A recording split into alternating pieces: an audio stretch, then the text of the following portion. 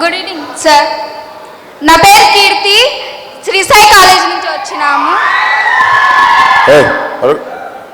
మీకు వీడియో చూపిలా.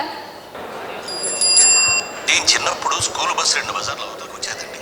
ఇంట్లోంచి ఒక్కతే నడుచుకుంటూ వెళ్ళి బస్సు ఎక్కేది, సాయంత్రం అలాగే వచ్చేసేది. మాకు అసలు భయం ఉండేదే కాదు. ఇప్పుడు దీని కాలేజీ బస్సు మా ఇంటి పక్కకే వస్తుంది.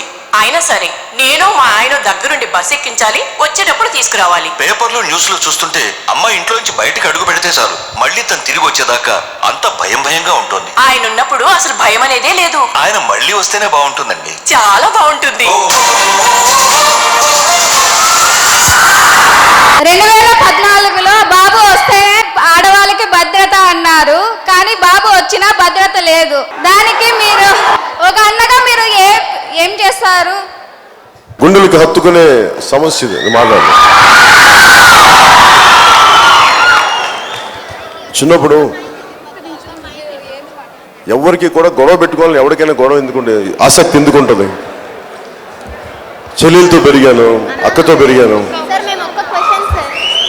నా ఈ రోజుకి ఒక విజువల్ గుర్తుండిపోయింది. చిన్నప్పుడు మేబీ నేను ఇంత ఉండేవాడిని అనుకుంటా. మా చిన్నమ్మతోటి, మా అమ్మ చెల్లెలతోటి నన్ను జూ తీసుకెళ్ళా హైదరాబాద్ జూ. చాలామంది కొంతమంది అబ్బాయిలు తెగ ఏడిపిస్తున్నారు. నాకు ఎంత వయసు నాకు తెలియదు, కానీ మేబీ ఒక 6 ఏళ్ళు ఉంటాయి, 7 ఏళ్ళు ఉంటాయి మహా ఉంటే. నాకు ఎంత బాధ వేసిపోయిందంటే వాళ్ళు అనే మాటలు, మా పిన్నోళ్ళు ఏడుస్తూ ఉంటే చిన్నపాటి ఏదో మన బెత్తంలాగా దొరికింది, నేను తెచ్చుకున్నాను. వాళ్ళ దగ్గరికి వస్తే కొడదాం అని చెప్పి. నాకు 6 ఏళ్ళ వయసు. అంటే ఇది గాంధీ గారు చెప్తారు కదా, అర్ధరాత్రి స్త్రీ రాత్రిపూట నడిస్తే అది నిజమైన స్వాతంత్రం వచ్చినట్టని. ఈ రక్షణ ఎక్కడ ఉందంటే పబ్స్లో ఉంది ఈ రక్షణ. అంటే అందరూ ఆడపిల్లలు ఉద్యోగాలు చేసుకొని మనకి కొత్త టెక్నాలజీ ఉద్యోగాలు వచ్చాక, ఐటీ ఉద్యోగాలకు వచ్చాక అర్ధరాత్రి పూట తీసుకెళ్లాల్సిన అవసరం ఉంది, తిరగాల్సిన అవసరం ఉంది. పగలు నాకు ప్రయారిటీ జనసేన ప్రభుత్వం. ఇది నా వ్యక్తిగతంగా తీసుకుంటాను. పాలసీలు ఏ ప్రభుత్వాలు వచ్చినా కొన్ని పాలసీలు మార్చడానికి కుదరదు, ఇష్టారాజ్యంగా చేస్తానంటే కుదరదు. జనసేన ప్రభుత్వం ఒకటి వ్యక్తిగతంగా కానీ, నాకు ఒక అన్నగా కానీ, ఒక తల్లి కొడుకుగా కానీ, నాకు ఇక్కడున్న ఆడపడుచులు అక్క చెల్లెళ్ళందరూ మీరు క్షేమంగా వచ్చి క్షేమంగా వెళ్ళాలి.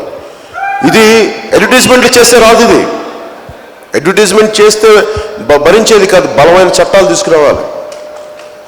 మీ ఎమ్మెల్యేలే ఆడపిల్లలను చూసి కడుపు చేస్తే బాగుంటుంది అని దౌర్భాగ్య స్థితికి మీ ఎమ్మెల్యేలు మాట్లాడుతున్నప్పుడు, మీ స్థాయి వ్యక్తులు, మీ పార్టీలో వ్యక్తులు అంత దిగజారుడు మాటలు మాట్లాడుతుంటే మీరు వాళ్ళని నియంత్రణ చేయలేని వాళ్ళు, రోడ్డు మీద వెళ్ళే రౌడీలు మీరేం నియంత్రణ చేయగలరు? ఎన్ని అడ్వర్టైజ్మెంట్ ఇస్తే ప్రయోజనం ఏంది? మీరు ఎన్ని జింగిల్స్ ఇస్తే ప్రయోజనం ఏంది? వీటికి కావాల్సింది, నా కోరిక ఏంటంటే,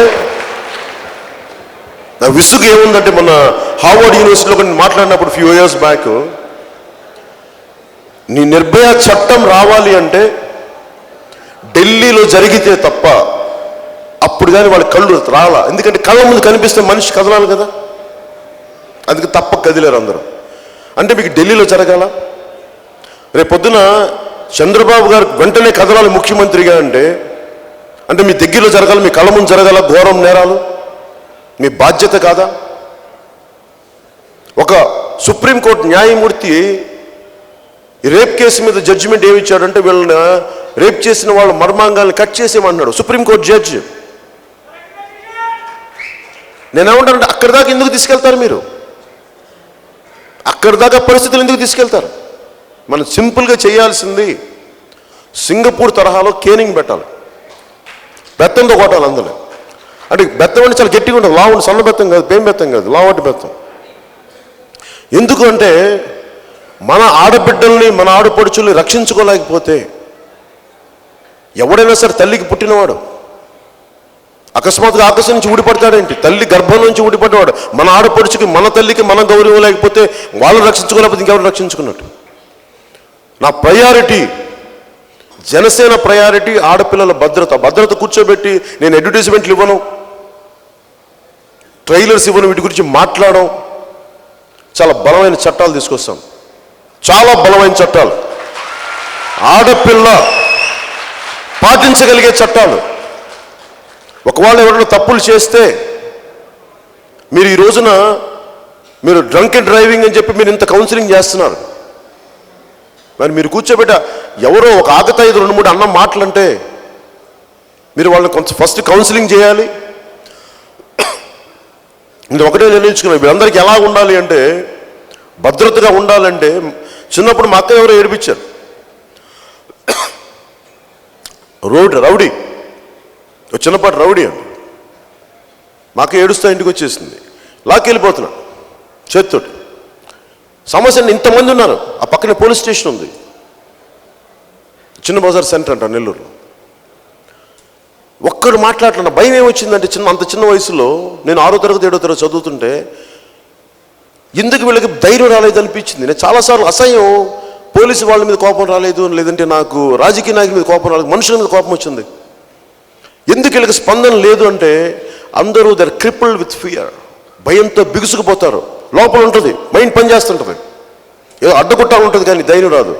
ఎందుకు ధైర్యం కోల్పోయారు మనుషులు అంటే, ఏమో మనకి పోలీసు వాళ్ళు మనల్ని ఈ కేసులో పెడతారేమో, లేదంటే రౌడీలు వచ్చి మళ్ళీ మనం కొడతారేమో. ఎందుకు ఇవన్నీ చూస్తే, వెనక్కి చూస్తే వాళ్ళని ప్రొటెక్ట్ చేయాల్సిన రాజకీయ వ్యవస్థ దుర్మార్గులకి, దోపిడీదారులకి అండగా ఉంటే అరాచక శక్తులు పెట్టరేగిపోతాయి. గవర్నమెంట్ మిగతా పరిస్థితులు ఏదైనా చేయనివ్వండి, కానీ ఆడపిల్లల భద్రత విషయంలో మట్టుకు నోరు జారిన, చెయ్యి జారిన తాట తీసేసేంత బలమైన పనిష్మెంట్స్ లేకపోతే ఇది రావాలి. ఇది ఒక రాష్ట్రానికి కాదు, సంపూర్ణ భారతదేశానికి రావాలి, సంపూర్ణ భారతదేశానికి. నేను కేరళ వెళ్తున్నప్పుడు షూటింగ్లకు వెళ్తుంటే పాపం నాతో పాటు పనిచేసి చాలామంది ఆడపిల్లలు ఉంటారు. ఎంత ఇబ్బంది ఉంటుందంటే, నాకు తీసుకొచ్చి ముఖం మీదకి వచ్చి ఇలా వస్తుంటారు లాక్కెళ్ళిపోవడానికి. నేను చూశాను చాలాసార్లు, చాలా సందర్భాల్లో. కొట్టేద్దామని చాలా పరిస్థితులు దిగజాను, ఎక్కడో ఒక చోట ఆగుద్ది. నేను చాలాసార్లు షూటింగ్స్లో కొట్టేవాడిని, ఆడపిల్లలు నేర్పిస్తుంది, నిజం కొట్టేవాడిని. ఎందుకు కొట్టేవాడు అంటే, ఎవరు మాట్లాడరు చుట్టుపక్కల ఉన్నవాళ్ళు. నాకు ఎందుకు, నేను కోపం ఎందుకు ఎక్కువ అనుకుంటారంటే, మన ఆడపిల్లలు నేర్పిస్తే చూస్తూ కూర్చోమంటావా? 100కి ఫోన్ చేసి మేము వచ్చే వరకు వెయిట్ చేయనా? 100 వరకు ఫోన్ చేసి పోలీస్ శాఖ వరకు వెయిట్ చేయనా? ఇది పోలీస్ శాఖ మహిళా అధికారులు భయపడే పరిస్థితులు ఉన్నాయి చాలాసార్లు, నాకు చెప్తారు స్వయంగా. ఎక్కడో చోట చాలా బలమైన ఆడపిల్లల్ని సంరక్షించే వ్యవస్థ ఈ దేశంలో రావాలి. మనం మీకు అండగా, అది నేను తీసుకొస్తాను, ఆ చట్టాలు బలంగా తీసుకొస్తాను. నా బాధ్యత, నా బాధ్యత. మీరు క్షేమంగా ఉండాలి, మీరు ధైర్యంగా వెళ్ళాలి. మిమ్మల్ని ఎవరన్నా ఒక మాట అంటే చెప్పు తీసి కొట్టినా కానీ మీకు మీ మీద ఒక మాట ఉండదు. అంత బలం ఉండాలి మీ మీద, అంత బలమైన వ్యవస్థను తీసుకొద్దాం. కూర్చోబెట్టి టీడీపీ నాయకుల్లాగా, మిగతా నాయకుల్లా కూర్చోబెట్టి పిచ్చి కథలు నేను చెప్పను. అంటే చిన్న బిడ్డలు, ఇదివరకు వయసు వచ్చిన ఆడపిల్లలు అంటే భయం వచ్చేది. ఈ మధ్యన వెళ్తుంటే చిన్న బిడ్డలు, పసి బిడ్డలు, 2 ఏళ్ల బిడ్డలు, 4 ఏళ్ల బిడ్డల మీద కూడా అత్యాచారాలు జరిగిపోతుంటే దేనికి ఉంది? ఒకవైపు మీ ఎమ్మెల్యేలు కూర్చోబెట్టి, ఆడబిడ్డలు అంటే కూర్చోబెట్టి కడుపు చేయడానికి పనికి వచ్చే తప్పుడు మాటలు మాట్లాడుతుంటే మీకు ఖండించిన మాటలు. మీరు ఇలాంటి వ్యవస్థ ఉన్నప్పుడు మీరు రౌడీలు వెనకేసుకురాక, అరాచక శక్తులను వెనకేసుకురాక ఎవరిని వెనకేసుకొస్తారు మీరు? ఆ నియంత్రణ రావాలంటే చాలా బలమైన చట్టాలు ఉండాలి. నువ్వు ఎవరి స్థాయికి బిడ్డమైనా సరే వచ్చి సింగపూర్ తరహా కేనింగ్ ఉంటుంది అంటే మటుకు అందరూ భయపడతారు, ఆలోచిస్తారు. ఎందుకంటే సుప్రీంకోర్టు న్యాయమూర్తులే మర్మాలను కట్ చేసేమని మాట్లాడుతుంటే అక్కడ దాకా ఎందుకు పరిస్థితి? 2 దెబ్బలు వేయండి, లేదంటే కౌన్సిలింగ్ పెట్టండి బాగా. అందరికీ ఆధార్ కార్డు ఉంది, ఆధార్ కార్డుకి లింక్ చేయండి. ఒక ఆడపిల్లని ఒక మాట అంటే నీకు కూర్చోబెట్టి ఉద్యోగాలు రావు, ఆడబిడ్డలు ఒక మాట అంటే మిమ్మల్ని కూర్చోబెట్టి ఉద్యోగ అర్హత కోల్పోతారు. ఇలాంటివన్నీ పెట్టండి, అప్పుడు ఎందుకు తగ్గదో నేను చేసి చూపిస్తాను మీకు. చాలా బలమైన తీసుకొస్తాను నేను. నా బాధ్యత, నా దేశం పట్ల బాధ్యత. భారత్ మాతాకి జై అంటే తల్లిని ఎలిగి తెరుస్తున్నాం. ఆడబిడ్డ కులాలకి మతాలకి ప్రాంతం ఆడబిడ్డ ఇంటికి వెళ్ళి బయటకు వస్తే క్షేమంగా తిరిగి వచ్చే వరకు ఆ బాధ్యత బలమైన చట్టాలని ఈరోజు పవన్ కళ్యాణ్ ఉండొచ్చు, రేపు ఉండకపోవచ్చు సెకండరీ, కానీ నిరంతరం చట్టం చాలా బలంగా పనిచేయాలి. చట్టాలు అందరూ నిర్వీర్యం చేశారు, అందరూ కలిసి బలమైన చట్టాలని. అంటే జగన్మోహన్ రెడ్డి గారు రాగానే మీ ఇష్టానికి రాజ్యం అలా కుదరదు, వాళ్ళ పిచ్చి వేషాలు ఎవరు కుదరదు. బలంగా మాట్లాడతాం, ఎదురు తిరగాలి. వీళ్ళందరూ కూర్చొని మన వ్యవస్థను నిర్వీర్యం చేశారు, మనుషులకి పిరికితనం నూరిపోశారు వీళ్ళందరూ. బలంగా మాట్లాడదాం, బలమైన చట్టాలను తీసుకొస్తాం, దీనికి అదే రక్షణ. Thank you.